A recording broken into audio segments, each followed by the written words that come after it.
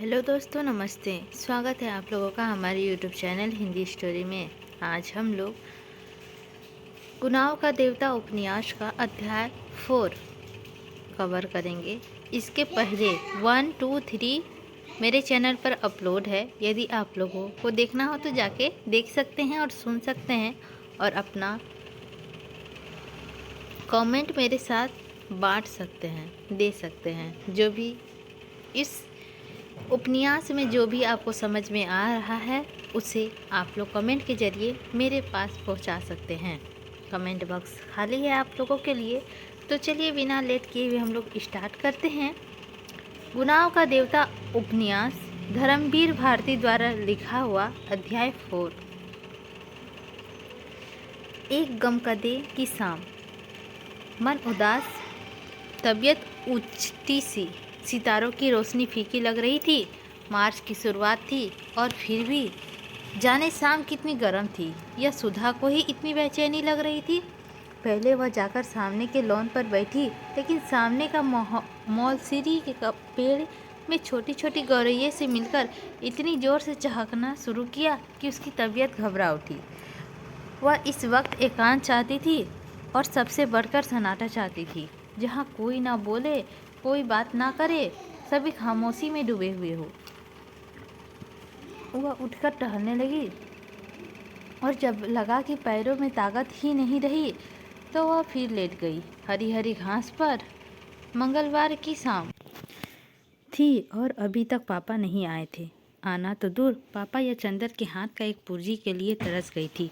किसी ने यह भी नहीं लिखा कि वे लोग कहाँ रह गए हैं या कब तक आएंगे। किसी को भी सुधा का ख्याल नहीं। शनिवार या इतवार को तो वह हर रोज़ खाना खाते वक्त रोई।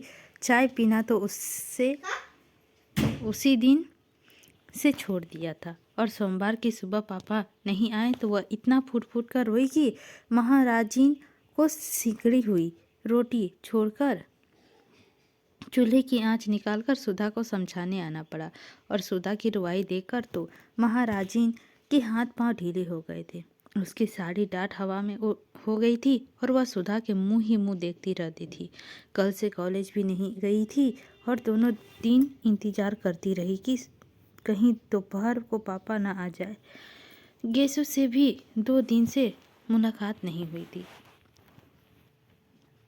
लेकिन मंगलवार को दोपहर तक जब कोई खबर ना आई तो उसकी घबराहट बेकाबू हो गई। इस वक्त उसने बिसरिया से कोई भी बात नहीं की।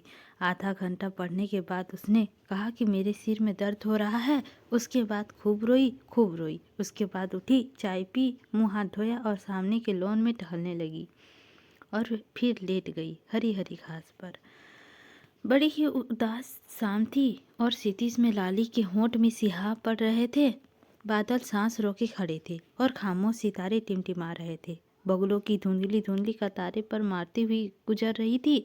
सुधा ने एक लंबी सांस लेकर सोचा कि अगर वह चिड़िया होती तो एक क्षण में उड़कर जहाँ चाहती वहाँ की खबर ले आती। पापा इस वक्त घूमने गए होंगे। चंदर अपने दोस्त की टोली में बैठा रंगरेलिया कर रहा होगा।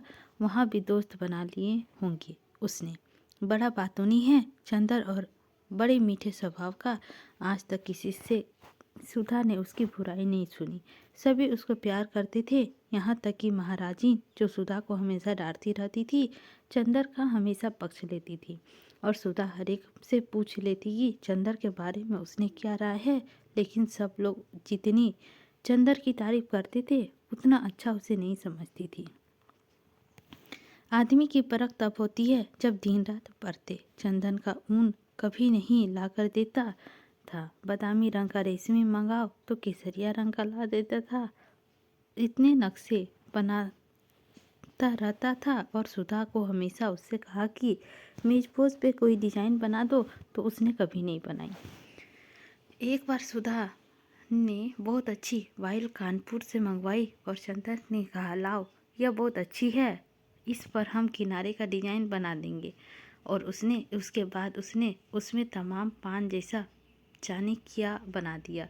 और जब सुधा ने पूछा यह क्या है तो बोला लंका का नक्शा है। तब सुधा बिगड़ी और बोली लड़कियों के हृदय में रावण से मेघनाथ तक करोड़ों राक्षसों का वास होता है। इसीलिए उसकी पोशाक में लंका का नक्शा ज़्यादा सुशोभित होता है। मारे गुस्से से सुधा ने वह धोती अपनी मलिन कर दे डाली थी। यह सब बातें तो किसी को मालूम नहीं। उसके सामने तो जरा सा कपूर साहब हंस दिए, चार मजाक की बातें कर ली, छोटे मोटे उसके काम कर दिए, मीठी बातें कर ली और सब समझे कपूर साहब तो बिल्कुल गुलाब के फूल हैं। लेकिन कपूर साहब एक तीखे कांटे हैं जो दिन रात सुधा के मन में चुभते रहते हैं। यह तो दुनिया को नहीं मालूम। दुनिया क्या जाने कि सुधा कितनी परेशानी रहती है चंदर की आदतों से। अगर दुनिया को मालूम हो जाए कि कोई चंदर का जरा भी तारीफ ना करे, सब सुधा का ज़्यादा अच्छा कहे, लेकिन सुधा कभी किसी से कुछ नहीं कहती। मगर आज उसका मन हो रहा था कि किसी से चंदर से की जाकर भरकर बुराई कर ले तो उसका मन बहुत हल्का हो जाए। चलो बिटिया रानी, तई खा ले, फिर भीतर लेटो। अभिन लेटे कि बखत नहीं आवा। सहसा महाराजी ने आकर सुधा को छप्पन श्रृंखला तोड़ते हुए कहा, अब हम नहीं खाएंगे, भूख नहीं। सुधा ने अपने सुनहरे सपने में ही डूबी हुई बेहोशी आवाज में जवाब दिया, खाए ले बिटिया, खाए पिए छोड़े से कसस काम चली। आओ उठो, महाराजी ने बड़े दुलार से कहा। सुधा पीछे हट छुड़ाने की कोई आशा न देखकर उठ गई और जल्दी खाने। कोर उठाते ही उसकी आंखों से आंसू छलक आए, लेकिन उसने अपने को रोक लिया। दूसरों के सामने अपने को बहुत शांत रखना आता था उसे। दो कोर खाने के बाद वह महाराजी से बोली, आज कोई चिट्ठी तो नहीं आई? नहीं बिटिया, आज तो दिन भर घरे में रहो, महाराजी ने पराठे उटलते हुए जवाब दिया। काहे बिटिया, बाबूजी कुछ नहीं लिखी है तो छोटे बाबू को लिख देते हैं। अरे महाराजी, यही तो हमारी जान का रोना है। हम चाहे रो रो कर मर जाए, मगर ना पापा को ख्याल, ना पापा के शिष्य को। और चंदर तो ऐसे खराब है कि हम क्या करें। ऐसे स्वार्थी हैं, अपने मतलब के ही बस। सुबह शाम आए और हम या पापा ना मिले तो आफत ढा देंगे। बहुत घूमने लगे तो बहुत बाहर कदम निकाल गया है तुम्हारा। और सच पूछो तो चंदर की वजह से हमने सब जगह आना जाना बंद कर दिया। और खुद है कि आज लखनऊ, कल कलकत्ता, और एक चिट्ठी भेजने तक का वक्त नहीं मिलता। अभी तक ऐसा करते तो हमारी जान नोच खाते। और पापा को देखो, उसके दुलारे उसके साथ हैं तो बस, और किसी का फिक्र नहीं। अब तुम महाराजिन चंदर को तो कभी कुछ चाय वाय बना के मत देना। काहे बिटिया, काहे कोसत हो? कैसा चांद से है तो छोटे बाबू, और कैसा हंस के बात करत है। माई के जाने कैसे हिवाब पड़ा कि उन्हें अलग के दिही। बेचारा होटल में जाने कैसी रोटी खात हुई। तुम्हें हिलोई बुलाए लेब तो अपने हाथ को खिलाब और 2 महीना माँ मोटा के दिही। हमें तो से ज़्यादा उसकी ममता लागत है। बीबी जी, बाहर एक मेम पूछत है, हियाँ कोनो डाकघर रहत है? हम कहा नहीं, यहाँ तो बाबूजी रहत है। तो हाँ, तो कहत है नहीं, यही मकान है। मलिन ने सहसा आकर बहुत स्वतंत्र स्वरों में कहा, बैठाओ उन्हें, हम आते हैं।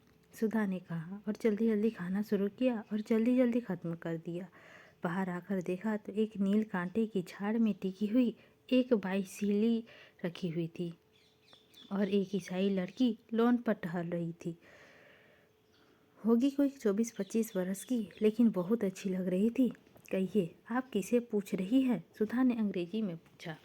मैं डॉक्टर शुक्ला से मिलने आई हूँ, उसने शुद्ध हिंदुस्तानी में कहा। वे तो बाहर गए हैं और आप और कब आएंगे? कुछ पता नहीं। कोई ख़ास काम है आपको? सुधा ने पूछा। नहीं, यूं ही मिलने आ गई। आप उनकी लड़की है? उसने साइकिल उठाते हुए कहा। जी हाँ, लेकिन अपना नाम तो बताइए जाइए। मेरा नाम कोई महत्वपूर्ण नहीं, मैं उनसे मिल लूँगी। और हाँ, आप उसे जानती हैं, मिस्टर कपूर को? आहा, आप पंपी है, मिस डिफ्रूज। सुधा ने एकदम ख्याल आ गया। आइए आइए, हम आपको ऐसे नहीं जाने देंगे। चलिए बैठिए। सुधा ने बड़ी बेतुक फिसकी सी उसकी साइकिल पकड़ ली। अच्छा अच्छा चलो, कहकर मम्मी जाकर ड्राइंग रूम में बैठ गई। मिस्टर कपूर रहते कहाँ हैं? मम्मी ने बैठने से पहले पूछा। रहते तो वे चौक में हैं, लेकिन आजकल वे पापा के साथ बाहर गए हैं। वे तो आपकी एक दिन बहुत तारीफ कर रहे थे। बहुत तारीफ? इतनी तारीफ किसी लड़की की करते तो हमने सुना नहीं। सचमुच? पम्पी का चेहरा लाल हो गया। वह बहुत अच्छे हैं, बहुत अच्छे हैं। थोड़ी देर पम्पी चुप रही और फिर बोली, क्या बताया था उन्होंने हमारे बारे में? ओह तमाम, एक शाम को तो हम लोग आपके ही बारे में बात करते रहे। आपके भाई के बारे में बताते रहें, फिर आपके काम के बारे में बताया और आप कितना तेज टाइप करती हैं। फिर आपकी रुचियों के बारे में बताया कि आपको साहित्य में बहुत शौक़ नहीं है और आप शादी से बेहद नफरत करती है और आप ज़्यादा मिलती जुलती नहीं, बाहर आती जाती नहीं। और मिस डिफ्रूज, ना आप मम्पी कहिए मुझे। हाँ तो मिस मम्पी, शायद इसीलिए आप उसे इतनी अच्छी लगी। आप कहीं आती जाती नहीं। वह लड़कियों का आना जाना और आज़ादी बहुत नापसंद करता है। सुधा बोली। नहीं, वह ठीक सोचता है, मम्पी बोली। मैं शादी और तलाक के बाद इसी नतीजे पे पहुंची हूँ कि 14 बरस में 34 बरस तक लड़कियों को बहुत शासन में रखना चाहिए। मम्पी ने गंभीरता से कहा।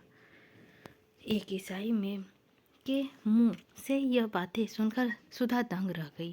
क्यों? उसने पूछा। इसीलिए कि इस उम्र में लड़कियां बहुत नादान होती है और जो कोई भी 4 मीठी बातें करता है तो लड़कियां समझती है कि उससे ज़्यादा प्यार उन्हें कोई नहीं करता। और इस उम्र में जो कोई एरे गेरो उसके सत्संग में आ जाता है तो उसे प्यार का देवता समझने लगती है।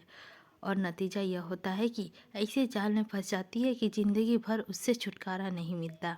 मेरा तो यह विचार है कि या तो लड़कियां 34 बरस के बाद शादियाँ करें जब ये अच्छा बुरा समझने के लायक हो जाए।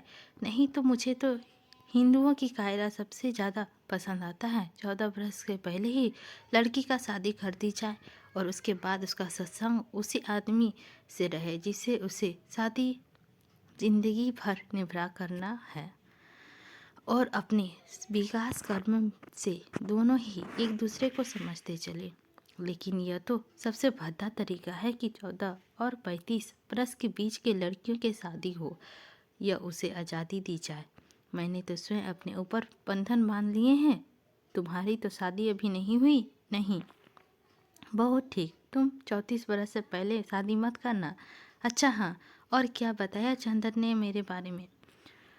और तो कुछ खास नहीं। हाँ, यह कह रहा था आपको चाय और सिगरेट बहुत अच्छी लगती है। ओहो देखिए, मैं भूल गई, लीजिए सिगरेट मंगवाती हूँ। और सुधा ने घंटी बजाई। रहने दीजिए, मैं सिगरेट छोड़ रही हूँ। क्यों? इसीलिए कि कपूर को अच्छा नहीं लगता और अब वह मेरा दोस्त बन गया है और दोस्ती में एक दूसरे को निभा ही करना पड़ता है। उससे आपसे यह नहीं बताया कि मैंने उसे दोस्त मान लिया है? मम्पी ने पूछा।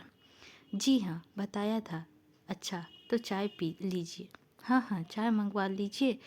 आपका कपूर से क्या संबंध है? मम्पी ने पूछा। कुछ नहीं, मुझसे भला क्या संबंध होगा उनका? जब देखिए तब बिगड़ते रहते हैं मुझ पर और बाहर गए हैं और आज तक कोई खत नहीं भेजा। ये कहीं संबंध है? नहीं, मेरा मतलब आप उससे घनिष्ठ हैं? हाँ, कभी वह छिपाते तो नहीं मुझसे कुछ। क्यों? तब तो ठीक है, सच्चे दिल के आदमी मालूम पड़ते हैं। आप तो यह बता सकती है कि क्या क्या चीज़ पसंद है? हाँ, उन्हें कविता पसंद है। बस कविता के बारे में बात ना कीजिए, कविता सुना दीजिए उन्हें या कविता को किताब दे दीजिए उन्हें। और उनको सुबह घूमना पसंद है, रात को गंगा जी का सैर करना पसंद है, सिनेमा को बेहद पसंद है और क्या, चाय की पत्ती का हलवा पसंद है। यह क्या होता है? मेरा मतलब बिना दूध का चाय उन्हें पसंद है। अच्छा अच्छा, देखिए आप सोचेगी कि मैं इस तरह से मिस्टर कपूर के बारे में पूछ रही हूँ जैसे मैं उनकी जासूस हूँ। लेकिन असल बात यह है, मैं आपको बता दूँ, मैं पिछले 2 साल से अकेली रही। किसी ने भी मुझसे मिलती जुलती थी नहीं।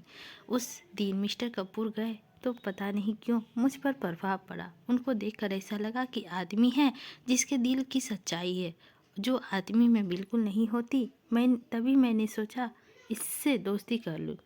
लेकिन चूंकि एक बार दोस्त करके और विवाह के बाद अलगाव मैं भोग चुकी हूँ, इसीलिए इसके बारे में पूरी जांच पड़ताल कर लेना चाहती हूँ। लेकिन दोस्त तो अब बना ही चुकी हूँ।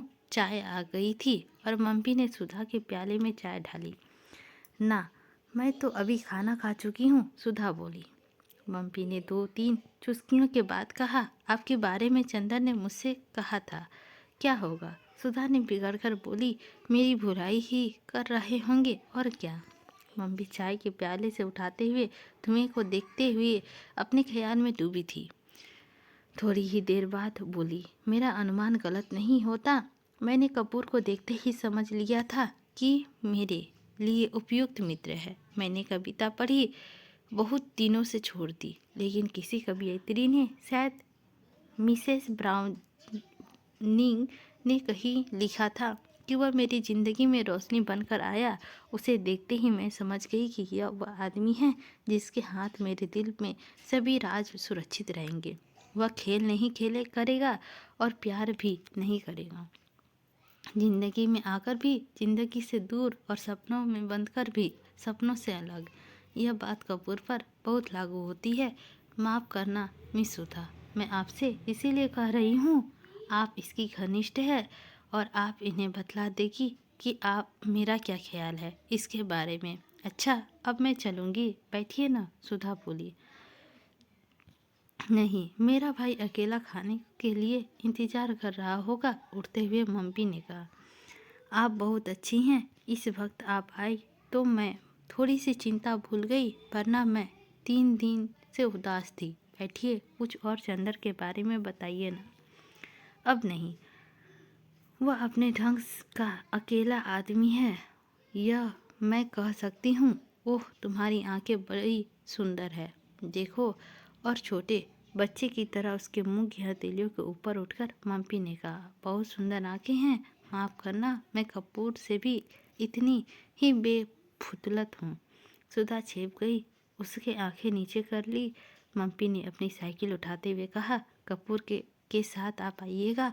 और अब आपने कहा था कपूर को कविता पसंद है। जी हाँ, गुड नाइट। जब मम्मी बंगले पर पहुंची तो उसका साइकिल और कैरियर में अंग्रेजियों कविता के 5-6 ग्रंथ बंधे थे। आज 8 बज चुके थे। सुधा जाकर अपने बिस्तर पर लेटकर पढ़ने लगी। अंग्रेजी कविता पढ़ रही थी। अंग्रेजी लड़कियां कितनी आज़ाद और स्वतंत्र होती होगी, जब मम्मी जो ईसाई है इतनी आज़ाद है, उसने सोचा। और मम्मी कितनी अच्छी है, इतनी बेतफुल्पी और भोलेपन तो नहीं है, पर सरलता बेहद है। बड़ा साफ दिल है, कुछ छिपाना नहीं जानती और सुधा से सिर्फ 5-6 साल बड़ी है। लेकिन सुधा उसके सामने बच्ची लगती है। कितना जानती है मम्मी और कितना अच्छी समझ है उसकी। और चंदर की तारीफ करते नहीं थकती। चंदर के लिए उसने सिगरेट छोड़ दी। चंदर उसका दोस्त है। इतनी पढ़ी लिखी लड़की के लिए रोशनी का देवदूत है। सचमुच चंदर पर सुधा को गर्व है और उसी चंदर से वह लत झगड़ लेती है। इतने मनोहर कर लेती है और चंदर सब बर्दाश्त कर लेता है। वरना चंदर में इतने बड़े बड़े दोस्त हैं और चंदर की इतनी इज्जत है। अगर चंदर चाहे तो सुधा को रत्ती भर परवाह ना करे, लेकिन चंदर सुधा की भली बुरी बात बर्दाश्त कर लेता है। वह कितना परेशान करती है चंदर को। कभी अगर सचमुच चंदर बहुत नाराज़ हो गया तो सचमुच हमेशा के लिए बोलना छोड़ दे, तब क्या होगा? या चंदर यहाँ से कहीं चला जाए, तब क्या होगा? खैर, चंदर जाएगा तो नहीं इलाहाबाद छोड़कर, लेकिन अगर वह खुद कहीं चली गई तो क्या होगा? वह कहाँ जाएगी? अरे पापा को मनाना तो बाएं हाथ का खेल है, और ऐसा प्यार वह करेगी नहीं कि शादी करनी पड़े। लेकिन यह सब तो ठीक है, पर चंदन ने चिट्ठी क्यों नहीं भेजी? क्या नाराज होकर गया है? जाते वक्त सुधा ने परेशान तो बहुत किया था।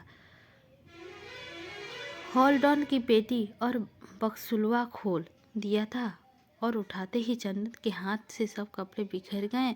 चंदर कुछ बोला नहीं, लेकिन जाते समय उसने सुधा को डांटा भी नहीं और ना ही यही समझाया कि घर का ख्याल रखना, अकेले घूमना मत, महाराजी से लड़ना मत, पढ़ती रहना। उसने सुधा समझ गई थी कि वह नाराज है, लेकिन कुछ कहा नहीं। लेकिन चंदर को खत तो भेजना चाहिए था, चाहे गुस्से का ही खत क्यों ना होता। बिना खत के मन कितना घबरा रहा है। और क्या चंदर को मालूम नहीं होगा? यह कैसे हो सकता है? जब इतनी दूर बैठे हुए सुधा को मालूम हो गया कि चंदर नाखुश है, तो क्या चंदर को नहीं मालूम होगा कि सुधा के मन उदास हो गया है? जरूर मालूम होगा। सोचते सोचते उसे जाने कब नींद आ गई और वह नींद में पापा या चंदर की मिली हुई चिट्ठी या नहीं, यह तो मालूम नहीं, लेकिन इतना जरूर है कि जैसे यह सारी सृष्टि एक बिंदु से बनी और एक बिंदु में समा गई, उसी तरह सुधा का यह भादों की घटाओं जैसी फैली हुई बेचैनी, उसे गीली उदासी एक चंदर की ध्यान से उठी और उसी में समा गई। दूसरे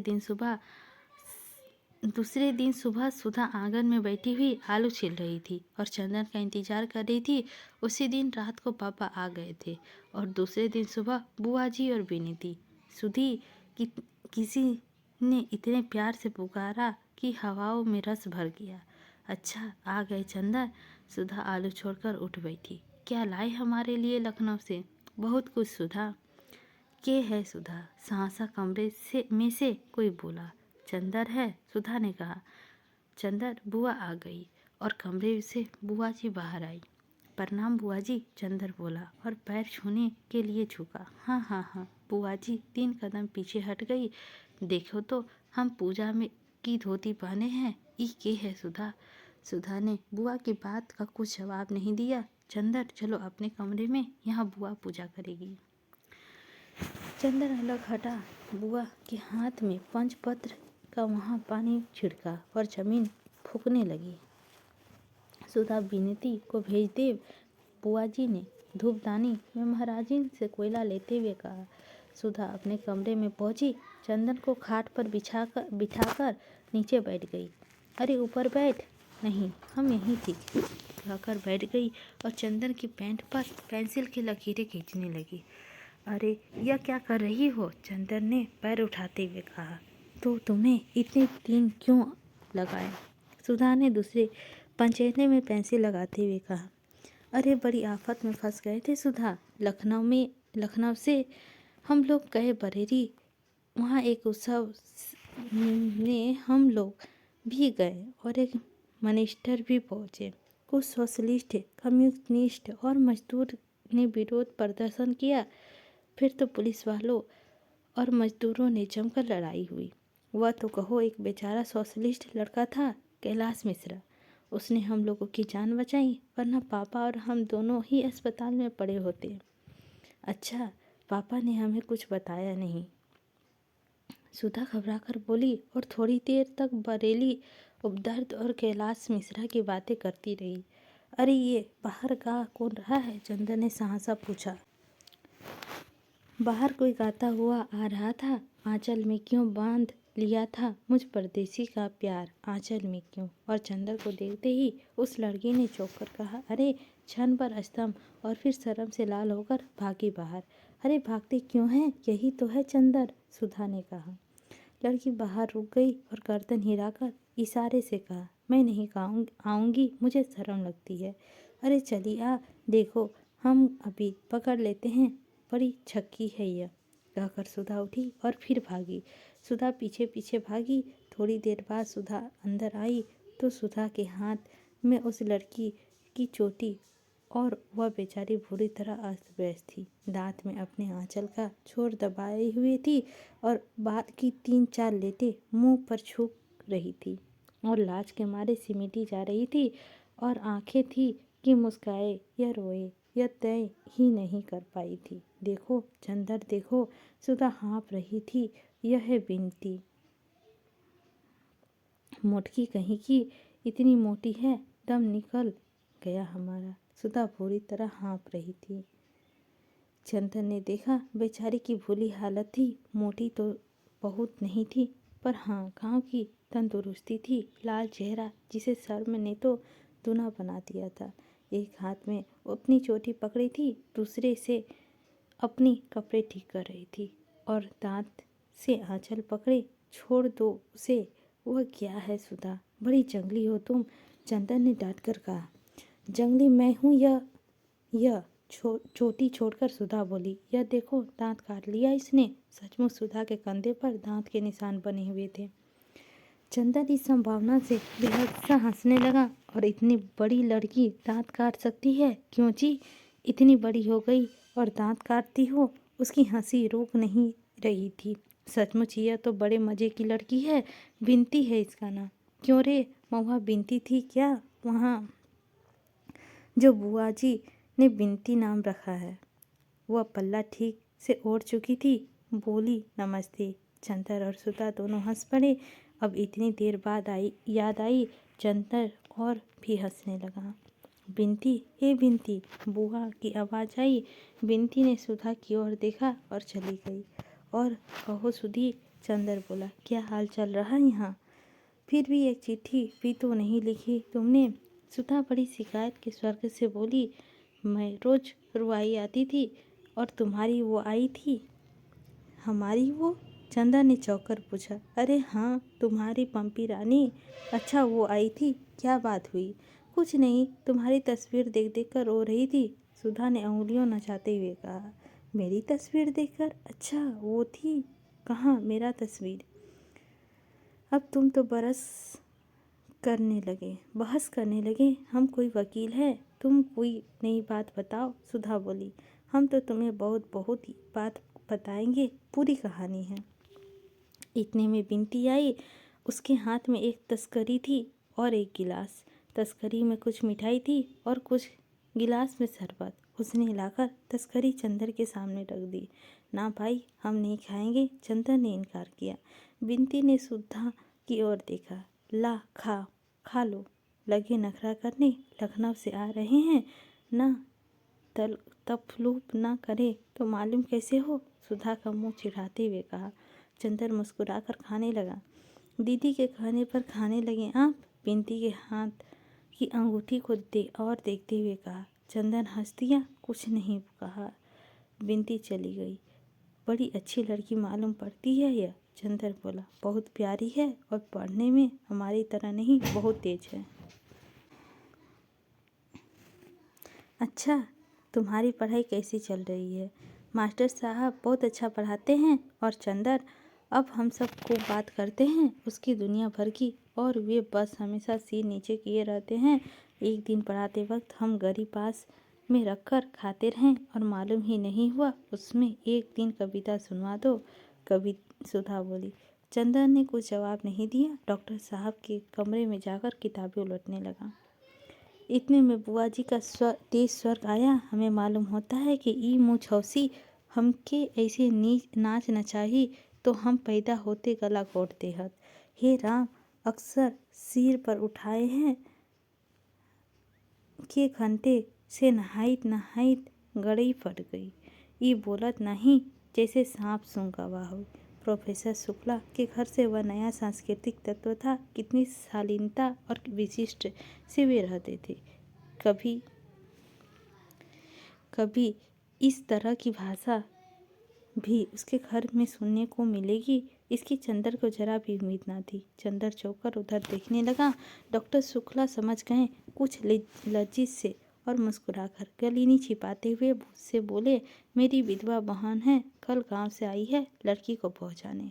उसके बाद कुछ पटखरने का स्वर आया, शायद किसी बर्तन के। इतने में सुधा आई, गुस्से से लाल। सुना पापा तुमने, बुआ बिनती को मार डालेगी। क्या हुआ आखिर? डॉक्टर शुक्ला ने पूछा। कुछ नहीं, बिनती के पूजा का 5 तंत्र उठाकर ठाकुर जी का सिंहासन के पीछे रख दिया था। उन्हें दिखाई नहीं पड़ा तो गुस्से से बिनती पर उतर रही है। इतने में फिर उसकी आवाज़ आई। पैदा करते वक्त बहुत अच्छा लग रहा, पालत बटन टे बोल गए, मर गए रहो तो आपन संतानी के साथ लेट जइयो, हमारे मुड़ पर ई हत्ता काहे डाल लई। ऐसे कुलछनी है तो पैदा हुई तो बाप को खाई गई। सुना पापा तुमने, चलो हम चलते हैं, डॉक्टर शुक्ला ने कहा। सुधा वहीं रह गई। छंदर से बोली, ऐसा बुरा व्यवहार है बुआ का कि बस बिनती ऐसी ही कि इतना बर्दाश्त कर लेती है। बुआ ने ठाकुर जी का सिंहासन साफ करते हुए कहा, रोवत काहे हो? कौन तुम्हारे बाप भाई का गरिया आवा है कि ई आंसू ठरकाई रही हो? ई सब चोचला अपने ओह को दिखाओ चाय के। 2 महीना और है अइबन और उधियाई ना जाओ। सब अभद्रता सीमा पार कर चुकी है। बिनती, चलो कमरे में, अंदर हटो सामने से, डॉक्टर शुक्ला ने डांट कर कहा। अब ये चरखा बंद होगा या नहीं? कुछ शर्म हया है या नहीं तुम में? बिनती सिसियाते हुए अंदर गई। स्टडी रूम में देखा कि चंदर तो उल्टे पांव लौट आई। सुधा के कमरे में फूट फूट कर रोने लगी। डॉक्टर शुक्ला लौट आए। हम ये सब करे कि अपना काम करे। अच्छा, कल से घर में महाभारत मचा है। कब जाएगी ये सुधा? कल जाएगी। पापा, अब बिनती को कभी मत भेजना उसके पास, सुधा ने गुस्से स्वर में कहा। अच्छा चलो, हमारा खाना परसों। चंदर, तुम अपना काम यहाँ करो। यहाँ शोर ज़्यादा है कि तुम लाइब्रेरी में चले जाना, आज भर की तकलीफ है। चंदर ने अपनी कुछ किताबें उठाई और उसने चला जाना ही ठीक समझा। सुधा खाना परोसने चली गई। बिनती रो रो कर और तकिए पर सिर पटक कर अपनी कुंठा और दुख उतार रही थी। बुआ घंटी बजा रही थी। दबी जवान जाने क्या भक्ति जा रही थी। यह घंटी के भक्ति भावना मधुर स्वर्ग में सुनाई नहीं देता था। लेकिन बुआ जी दूसरे दिन गई नहीं। वह 3-4 दिन बाद चंदर गया तो देखा बाहर का सेहन ने डॉक्टर शुक्ला बैठे हुए हैं और दरवाज़ा पकड़कर बुआ जी बातें कर रही है। लेकिन इस वक्त बुआ जी काफ़ी गंभीर थी और किसी विषय का मंत्रणा कर रही थी। चंदर के पास पहुंचते ही फौरन वे चुप हो गई और चंदर की वह सशरित नजरों से देखने लगी। डॉक्टर शुक्ला बोले, आओ चंदर बैठो। चंदर बगल की कुर्सी पर बैठा गया तो डॉक्टर साहब बुआ जी से बोले, हाँ बात करो। अरे यह तो अपने घर के आदमी है, इसके बारे में सुधा ने नहीं बताया तुम्हें? ये चंदर है, हमारे शिष्य, बहुत अच्छा लड़का है। अच्छा भैयो बैठो। तू तो एक दिन उघर आयो रहियो, बीए में पढ़त है सुधा के संगे? नहीं बुआ जी, मैं रिसर्च कर रहा हूँ। वाह, बहुत खुशी भई तो के देख के। हाँ तो सुकूल, वे अपने भाई से बोली। फिर यही ठीक हुई, बिनती के विवाह टाल देव और अगर ये लड़का ठीक हुई जाए तो सुधा का विवाह अषाढ़ भर के निपटाए देव। अब अच्छा नहीं लागत, ढूंढ ऐसी बिटिया सुनी मांग लिए छरावा करत है एहर ओहर। बुआ बोली, हाँ ये तो ठीक है। डॉक्टर शुक्ला बोले, मैं खुद सुधा का विवाह अब टालना नहीं चाहता। बीए तक की शिक्षा काफ़ी है, वरना फिर हमारी जाति में तो लड़के नहीं मिलते। लेकिन ये तो लड़का तुम बता रही हो तो घर वाले कुछ एतराज़ तो नहीं करेंगे। और फिर लड़का तो हमें अच्छा लगा, लेकिन घर वाले पता नहीं कैसा हो। अरे तो घर वालन से के का करे के हैं तो को लड़कों अलग है, अपने आप पढ़ रहा है, और लड़की अलग रखिए। ना सास का डर ना ननद का दोष। हम पत्री मंगवाए देहत है, मिलवाए ले। डॉक्टर शुक्ला ने स्वीकृति से सिर हिला दिया। तो फिर बिनती के बारे में क्या कहत है? अघन का तक टाल दिया जाए ना? बुआ जी ने पूछा। हाँ, डॉक्टर शुक्ला ने विचार में डूबे हुए कहा। तो फिर तुम ही इन जूता पिटाऊ बड़कनों के कही दियो आय कि कल से हमारी छाती पे मुंह दलत है। बुआ जी ने चंदर की ओर किसी को निर्देशित करते हुए कहा और चली गई। चंदर चुपचाप बैठा था, जाने क्या सोच रहा था। शायद कुछ भी नहीं सोच रहा था, मगर फिर भी वह अपनी विचार शून्यता से ही खोया हुआ सा था। जब डॉक्टर शुक्ला उसकी ओर मुड़े और कहा, चंदर तो वह एकदम चौंक गया और जाने किस दुनिया से लौट आया। डॉक्टर साहब ने कहा, अरे तुम्हारी तबीयत खराब है क्या? नहीं तो, एक फीकी सी हंसी हंसकर चंदर ने कहा। तो मेहनत बहुत कर रहे होंगे, कितने अध्याय लिखे? अपनी थीसिस के। अब मार्च खत्म हो रहा है और पूरा अप्रैल तुम्हें थीसिस टाइप कराने में लगेगा और मई में हर हालत में जमा हो जानी चाहिए। जी हाँ, बड़े थके स्वर्ग में चंद्र ने कहा। 10 अध्याय हो चुके हैं, 3 अध्याय और होने हैं और अनुक्रमिका बनानी है। अप्रैल के पहले सप्ताह तक खत्म हो ही जाएगा। अब सिवा थीसिस के और क्या करना ही क्या है? एक बहुत गहरी सांस लेते हुए चंदर ने कहा और माथा थाम कर बैठ गया। कुछ तबीयत ठीक नहीं है तुम्हारी? चाय बनवा लो। लेकिन सुधा तो नहीं, न महाराजीन है। डॉक्टर साहब बोले। अरे सुधा का नाम पर चंदर चौंक गया। हाँ, अभी वह सुधा के ही बारे में सोच रहा था जब फुआ जी से बात कर रही थी। क्या सोच रहा था? देखो, उसने याद करने की कोशिश की और कुछ याद ही नहीं आ रहा था। पता नहीं क्या सोच रहा था, पता नहीं था। कुछ सुधा का विवाह का बात हो रही थी शायद। क्या बात हो रही थी? कहाँ गई है सुधा? चंदर ने पूछा। हाँ, शायद साहब के यहाँ गई है। उसकी लड़की के साथ पढ़ती है ना, वहीं गई है, बिनती के साथ। अब इम्तिहान के कितने दिन रह गए हैं? अभी घूमना बंद नहीं हुआ है उनका? नहीं, दिन भर पढ़ने के बाद उठी थी, उसके भी सिर में दर्द था, चली गई। घूम फिर लेने तो बेचारी को, अब तो जा ही रही है। डॉक्टर शुक्ला बोले। एक हंसी के साथ उसकी आंखें आंसू छलक के पड़ते थे। कहाँ तक हो रही है सुधा की शादी? कहाँ तय हो रही है सुधा की शादी? बरेली में।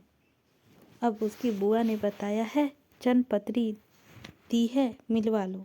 फिर तुम जरा सब बातें देख लेना। तुम तो थीसिस की व्यस्त रहोगी, मैं जाकर लड़का देख आऊँगा।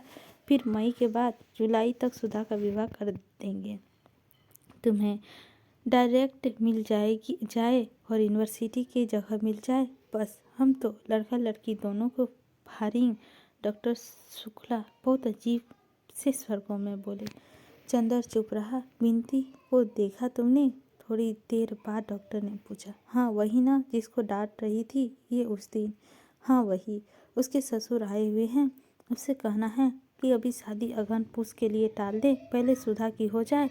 वह बड़ी है और हम चाहते हैं कि बिनती को अब तक विदुषी का दूसरा कांड भी दिला दे। आओ, उससे बात कर ले अभी। डॉक्टर शुक्ला उठे, चंदर भी उठा और उसके अंदर जाकर बिनती के ससुर के दिव्य दर्शन प्राप्त किए। वे एक पलंग पर बैठे थे, लेकिन वह अभागा पलंग उसके उधर के लिए नाकाफी था। वे चित पड़े और सांस लेते थे तो पुराणों की उस कथा का प्रदर्शन हो जाता था कि धीरे धीरे पृथ्वी का गोला उपग्रह में मुंह पर कैसे ऊपर उठा होगा। सिर पर छोटे छोटे बाल और कमर पर एक अंगोछे के अलावा सारा शरीर दिगंबर। सुबह शायद नहा धोकर आए थे, क्योंकि पैर तक में चंदर रोला लगी हुई थी। डॉक्टर शुक्ला जाकर बगल में कुर्सी पर बैठ गए। कहिए दुबे जी, कुछ जलपान किया आपने? पलंग चरमराया। उस विशाल मांसपिंड में एक भूडोल आया और दुबे जी जलपान की याद करके गदगद होकर हंसने लगे। एक थलथलाहट हुई और कमरे की दीवार गिरते गिरते बची। दुबे जी ने उठकर बैठने की कोशिश की, लेकिन असफल होकर लेटे ही लेटे कहा, हो, आप सब आपकी कृपा है। खूब छकले मिष्टान पाया। अब जरा शरबत उर्बत कुछ मीठे हो तो कुछ पेट में जलन है, सब शांत हुए। उन्होंने पेट पर अपना हाथ फेरते हुए कहा, अच्छा, अरे भाई जरा शरबत बना देना। डॉक्टर शुक्ला ने दरवाजे की ओर पे खड़ी हुई बुआ जी से कहा। बुआ जी ने आवाज़ सुनाई पड़ी, बाप रे, ई 2.5 मन के लहास, कम से कम महस भर के शरबत तो उछीले लिही। चंदन की हंसी आ गई। डॉक्टर शुक्ला मुस्कुराने लगे, लेकिन दुबे जी की दिव्य मुखमंडल पर कहीं शोभ या उल्लास की रेखा तक न आई। चंदन ने मन में मन सोचने लगा, प्राचीन काल के ब्रह्मानिध नंद सिद्ध महात्मा ऐसे ही होते होंगे। बुआ एक गिलास में शरबत ले आई। दुबे जी कांख खाँक कर उठे और एक सांस में शरबत गले से नीचे उतारकर गिलास नीचे रख दिया। दुबे जी, एक प्रार्थना है आपसे, डॉक्टर शुक्ला ने हाथ जोड़कर बड़े विनम्र स्वर से कहा। नहीं नहीं, बात कहकर दुबे जी बोले, बस अब हम कुछ ना खावे। आप बहुत सत्कार किए, हम यही से छक गए। आपको देखे तो हमें बड़ी प्रशंसा भई। आप सचमुच दिव्य पुरुष हो। और फिर आप तो लड़की के मामा हो, और विवाह शादी में तो जो है सो मामा का ही पक्ष देखा जाता है। ये तो भगवान जैसा जोड़ मिलावा है कि वर पक्ष और उन कन्या पक्ष। दुल्हन के मामा बड़े ज्ञानी हैं। आप है 3 कॉलेज में प्रोफेसर, और ओहो हमार सार लड़का के मामा जोन है तो उन डॉक्टर के मुंशी है। आपकी कृपा किसी, दुबे जी ने गर्व से कहा। चंदन मुस्कुराने लगा। अरे सो तो आपकी नम्रता है, लेकिन मैं सोच रहा हूँ कि गर्मियों में अगर विवाह ना रखकर जाड़े में रखा जाए तो अच्छा होगा। जब तक आपका सत्कार, हमें कुछ तैयारी भी कर लेंगे, डॉक्टर शुक्ला बोले। दुबे जी इसके लिए तैयार नहीं थे। वे बड़े अचरज में भारी उसकी ओर देखने लगे। बहुत कहने सुनने के बाद वो अंत में वे इस शर्त पर राजी हुए कि अगहन तक हर चीज़ त्योहार पर लड़के के लिए कुर्ता धोती कपड़ा और 11-12 रुपये नजराना जाएगा, और अगहन में अगर विवाह हो तो सास ननद का जिठानी के लिए गर्म साड़ी जाएगी। और जब जब दुबे जी गंगा नहाने प्रयागराज आएंगे तो उनका रोजाना 1 थाल कपड़े और स्वर्गमणि जो से होगा। जब डॉक्टर शुक्ला को यह स्वीकार कर लिया तो दुबे जी ने उठकर अपना छालम झोला कुर्ता गले में अटकाया और अपनी गठरी हाथ में उठाकर बोले, अच्छा तो अब आज्ञा देव, हम चली। अब ये रुपया लड़की को दे दियो, अब बात पकी है। और अपनी ठेठ से उन्होंने एक मुठा मुठाया तेल लगा हुआ 5 रुपए का नोट निकाला और साहब को दे दिया।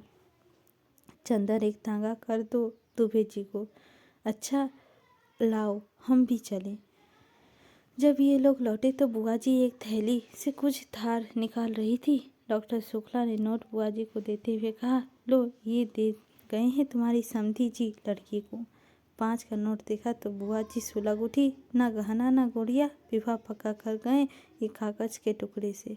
अपना आप तो सोना और रुपया और कपड़ा के सब लियो को तैयार है। देव ईथाई पेट पितारा है जूता पिटाऊ के।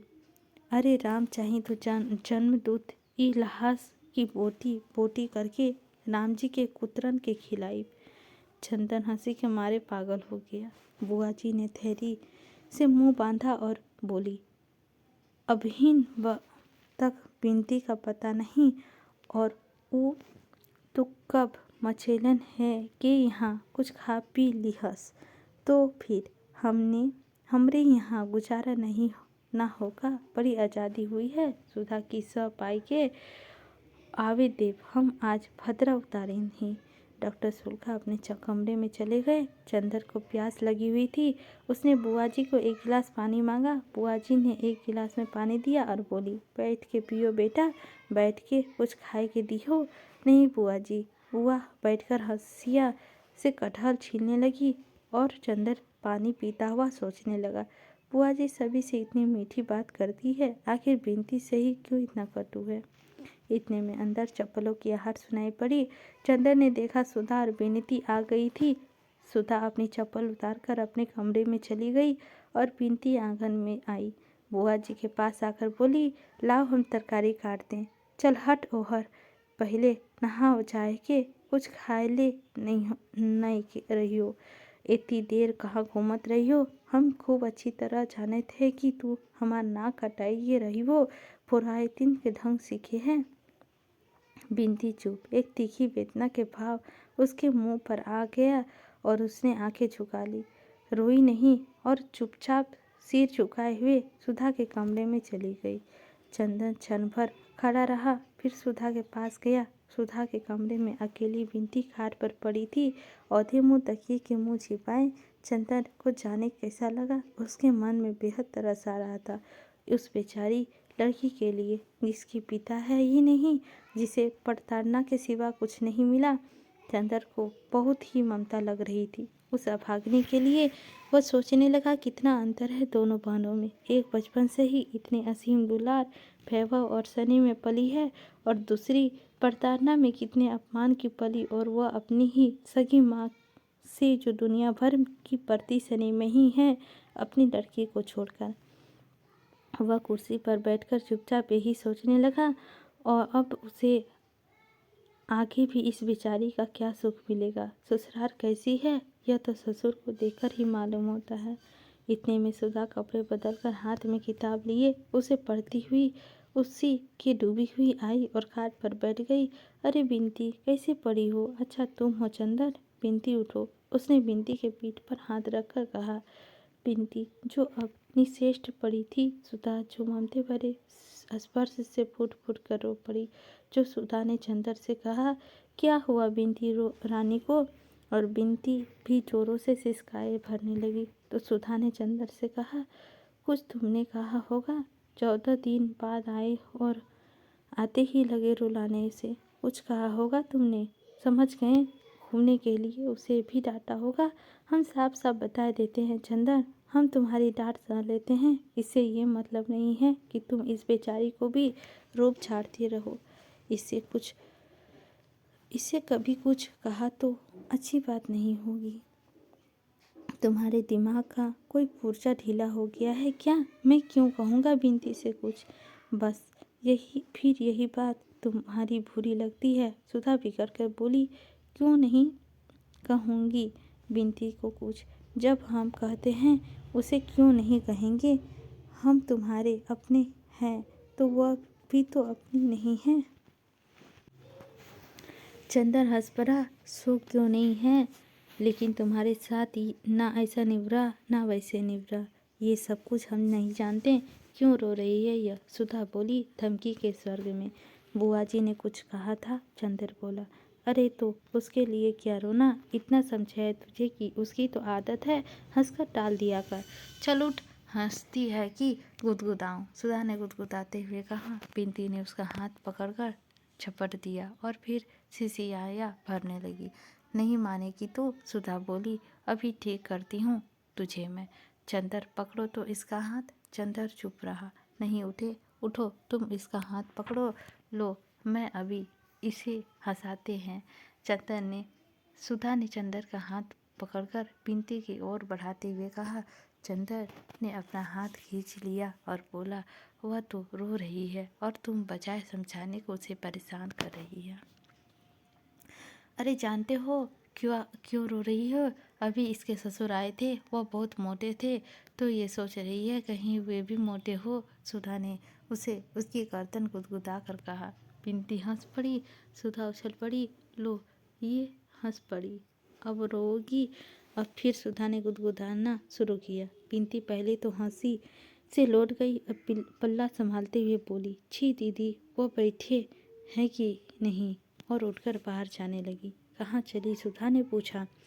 जा रही हूँ नहाने। बिंती पल्लू से सिर ढकते हुए चल दी। क्यों, मैंने तेरा बदन छू लिया इसीलिए? सुधा हंसकर बोली। ए चंदर, वो गेसू का छोटा भाई है ना हसरत, मैंने उसे छू लिया तो फौरन उससे जाकर अपना मुंह साबुन से धोया और अम्मी जान से बोला मेरा मुंह जूठा हो गया। और आज उसने गेसू का अख्तर मियाँ को देखा, बड़े मज़े के हैं। मैं तो गेसू से बात करती रही, लेकिन बिंती और फूल को बहुत छेड़ा ने उन्हें। बेचारे घबरा गए। फूल बहुत चुलबुली है और बहुत नाजुक है, बड़ी बोलने वाली है, और बिंती का फूल का खूब जोड़ मिला है। दोनों खूब गाती हैं। बिंती गाती भी है?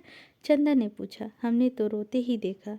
अरे बहुत अच्छा गाती है। इसके एक गांव में गाना बहुत अच्छा गाया था। अरे देखो तो सब बताने में हम तुम पर गुस्सा होना तो भूल ही गए। कहाँ रहे 4 रोज? बोलो बताओ जल्दी से।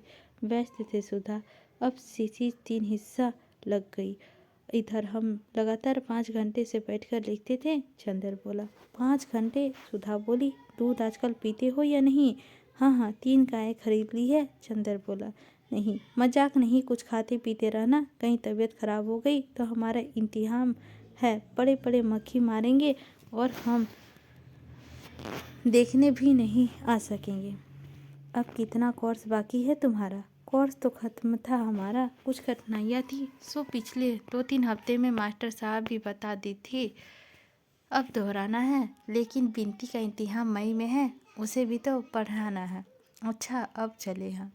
अरे बैठो, फिर जाने के दिन बाद आओगे। आज बुआ तो चली जाएगी, फिर कल से यहीं पढ़ो ना। तुमने बिनती के ससुर को देखा था? हाँ देखा था। चंदर उसकी रूपरेखा याद करके हंस पड़ा। बाप रे, पूरे टैंक थे वे तो। बिनती की ननद से तुम्हारा विवाह करवा दे, करोगे? सुधा बोली। लड़की इतनी ही मोटी है, उसे कभी डांट लेना तो तुम देखोगी तुम्हारी हिम्मत। विवाह? एकदम से चंदर को याद आ गया, अभी फुआ की बात की थी सुधा का विवाह की। तब उसे कैसा लगा था? कैसा लगा था? उसका दिमाग घूम गया था, लगा जैसे एक असहनीय दर्द था या क्या था, उसे नस नस को तोड़ गया एकदम।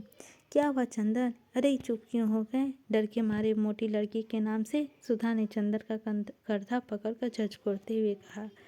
चंदर एक फीकी हंसी हंसकर रह गया और चुपचाप सुधा की ओर देखने लगा। सुधा चंदर की निगाह थाम गई।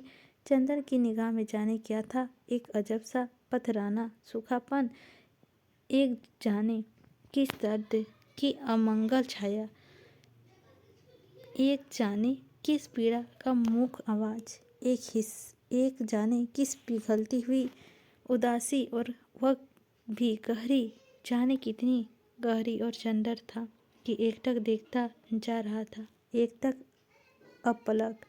सुधा को जाने कैसा लगा। वे अपना चंदर तो नहीं, वे अपने चंदर की निगाह तो नहीं है। चंदर तो इसी निगाह से इस तरह अपलक तो सुधा को कभी नहीं देखा था। नहीं, यह चंदर की निगाह तो नहीं। इस निगाह में न शरारत है, न डांट है, न दुलार है, न करुणा है। इससे कुछ ऐसा है जिसने सुधा बहुत परिचित थी, तो आज चंदर ने पहली बार दिखाई पड़ रहा था। सुधा को जैसे डांट लगने लगा, जैसे वह काँप उठी। नहीं, यह कोई दूसरा चंदर है जो उसे देख रहा है। यह कोई अपरिचित है, कोई अजनबी, किसी दूसरे देश का कोई व्यक्ति जो सुधा को। चंदर, चंदन, तुम्हें क्या हो गया है? सुधा की आवाज़ मारे डर के काँप रही थी। उसका मुंह पीला पड़ गया था, उसकी सांस बैठने लगी थी। चंदर, और अब उसको कुछ बस न चला तो उसकी आंखों में आंसू छलक आए। हाथों में एक गरम गरम बूंद आकर पड़ते ही चंदर चौंक गया। अरे सुधी, रो मत। नहीं पगली, हमारी तबीयत ठीक नहीं है। नहीं है, एक गिलास पानी तो ले आओ। सुधा अब भी काँप रही थी। चंदर ने आवाज़ में अभी वो मुलायमियत नहीं आ पाई थी। वह पानी लाने के लिए उठी। नहीं, तुम कहीं जाओ मत, तुम बैठो यहीं। उसने हथेली अपने माथे पर रखकर जोर से अपने हाथों में दबा ली और कहा, सुधा। क्यों चंदन? कुछ नहीं, चंदन ने आवाज़ दी, लेकिन लगता था कि वह आवाज़ चंदन की नहीं है, न जाने कहाँ से आ रही थी। क्या सिर में दर्द है? बिनती, एक गिलास पानी लाओ जल्दी से, सुधा ने आवाज़ दी। चंदन जैसे पहले सा हो गया। अरे मुझे क्या हो गया था? तुम क्या बात कर रही थी सुधा? पता नहीं तुम्हें अभी क्या हो गया था, सुधा ने घबराई हुई गौरैया की तरह सहम कर कहा। चंदन स्वस्थ हो गया। कुछ नहीं सुधा, मैं ठीक हूँ। मैं तो यूं ही तुम्हें परेशान करने के लिए चुप था, उसने हंसकर कहा। चलो, हाँ चलो, रहने दो। तुम्हारे सिर में दर्द है? जरूर से, सुधा बोली। बिनती पानी लेकर आ गई थी। लो पानी पियो। नहीं, हमें कुछ नहीं चाहिए, चंदर बोला। बिनती, जरा बाम ले आओ, सुधा ने गिलास जबरदस्ती उसके मुंह पे लगाते हुए कहा। बिनती पेम बाम ले आई थी। बिनती, तू जरा लगा दे इसके। खड़े खड़ी क्यों है? कुर्सी को पीछे खड़ी होकर माथे में जरा हल्की उंगली से लगा दे। बिनती आगे खड़ी लड़की है,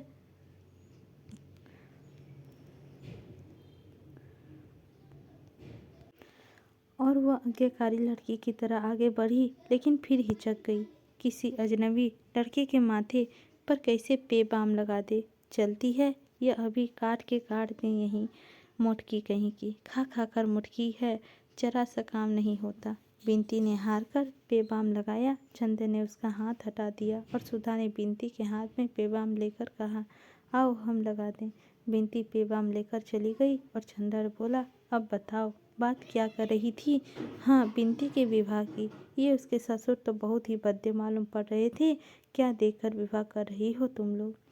पता नहीं क्या देखकर विवाह कर रही है बुआ। असल में बुआ पता नहीं क्या क्यों बिनती से इतना चिढ़ती है। वह तो चाहती है कि किसी तरह बोझ टले सिर से, लेकिन चंदर ये बिनती बड़ी खुश है। यह तो चाहती है कि किसी तरह जल्दी विवाह हो। सुधा मुस्कुराती हुई बोली, अच्छा यह खुद विवाह करना चाहती है। चंदर ने ताज्जुब से पूछा, और क्या, अपने ससुर की खूब सेवा कर रही थी सुबह। बल्कि पापा तो कर रहे थे, अभी यह बीए कर ले तब विवाह करो।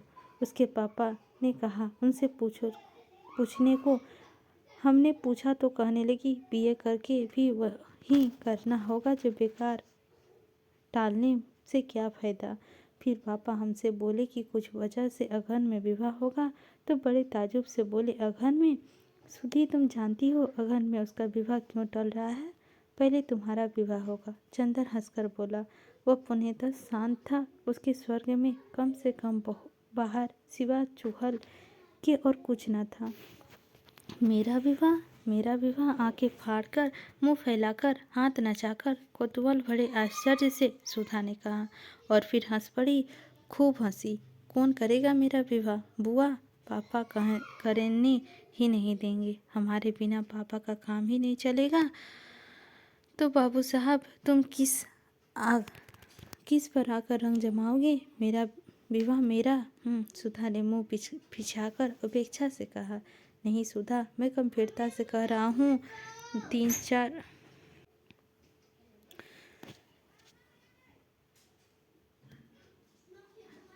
मेरा विवाह, मेरा विवाह। आंखें फाड़कर, मुंह फैलाकर, हाथ नोचकर, कौतूहल भरे आश्चर्य से सुधा ने कहा, और फिर हंस पड़ी, खूब हंसी। कौन करेगा मेरा विवाह। बुआ, पापा करने ही नहीं देंगे। हमारे बिना पापा का काम नहीं चलेगा। और बाबू साहब, तुम किस पर आकर रंग जमाओगे। मेरा विवाह। सुधा ने मुंह पिचकाकर अपेक्षा से कहा, नहीं सुधा, मैं गंभीरता से कह रहा हूँ। 3-4 महीने के अंदर तुम्हारा विवाह हो जाएगा। चंदर उसे विश्वास दिलाते हुए बोला, अरे जाओ। सुधा ने हंसते हुए कहा, ऐसे हम तुम्हारे बनाने में आ जाएं तो हो चुका।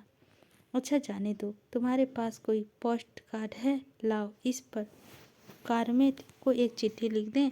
चंदर बात बदल कर बोला, पता नहीं क्यों इस विषय में बात के छलने से उसे कैसा लगता था। कौन कामरेड। सुधा ने पूछा, तुम भी तुम भी तो कम्युनिस्ट हो गए क्या। नहीं जी, वे बरेली के सोशलिस्ट लड़का कैलाश, जिसने झगड़े में हम लोगों की जान बचाई थी। हमने तुम्हें बताया है नहीं था सब किस्सा उस झगड़े का, जब हम और पापा बाहर गए थे। हाँ हाँ, बताया था। उसे ज़रूर खत लिख दो। सुधा ने पोस्ट कार्ड देते हुए कहा, तुम्हें पता मालूम है। चंदर जब पोस्ट कार्ड लिख रहा था तो सुधा ने कहा, सुना, उसे लिख देना कि पापा की जान बचाने का एवज में आपको बहुत कृतज्ञ है, और कभी अगर हो सके तो इलाहाबाद जरूर आए। लिख दिया। हाँ, चंदर ने पोस्ट कार्ड जेब में रखते हुए कहा। चंदर, हम भी सोशलिस्ट पार्टी का मेंबर होंगे।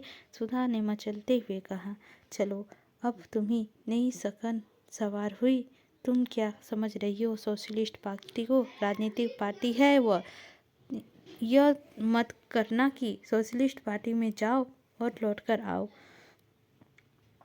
तो पापा से कहो, अरे हम तो समझें पार्टी है। वहाँ चाय पानी मिलेगा।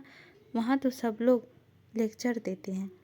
धत, हम कोई बेवकूफ़ है क्या। सुधा ने बिगड़ कर कहा, नहीं, सो तो तुम बुद्धिमान हो, लेकिन लड़कियां को राजनीतिक बुद्धि कुछ ऐसी होती है। चंदर बोला, अच्छा रहने दो, लड़कियां ना हो तो काम ही ना चले। सुधा ने कहा, अच्छा सुधा, आज कुछ रुपए दोगी। हमारे पास पैसे खत्म हैं और सिनेमा देखना है जरा। चंदन ने बहुत दुलार से कहा, हाँ हाँ जरूर देंगे तुम्हें, मतलबी कहाँ के। सुधा बोली, अभी अभी तुम लड़कियों की बुराई कर रहे थे ना, तो तुम और लड़कियों में से थोड़े ही हो। तुम तो हमारी सुधा हो, सुधा महान। सुधा पिघल गई। अच्छा कितना लोगे? हमारी पैकेट में से 5 रुपये का नोट निकाल कर बोली, इससे काम चल जाएगा।